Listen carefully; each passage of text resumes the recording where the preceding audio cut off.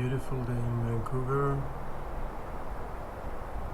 It was snowing earlier and Snow has closed some highways in southeast Manitoba, including parts of Trans-Canada. In the southeastern part of the province, heavy snowfall. The city of Lethbridge has also included in the snow warning. A total of 10 to 25 centimeters of snow is expected by evening, the Federal Weather Agency said in a warning. Nature giving you a complete cure, said Environmental Canada's Dave Phillips. You get snow, wind, blizzard, and then low temperatures and cold wind, a temperature that will freeze fresh in minutes. Snow and blizzards have led to the closure to some highways in southeastern Manitoba. The province said the Trans-Canada Highway from Falcon Lake to the Ontario border is closed along with Highway 12 from Steinbach to the US border. Environmental Canada issued a snow warning on Tuesday evening for southern parts of the province. The warning said that heavy snowfall will continue in the region before eastern Friday, with possible accumulations of up to 20 centimeters in many areas in the south and more than 25 centimeters in the far southeast. The meteorological agency report that visibility will be poor due to Snowstorm.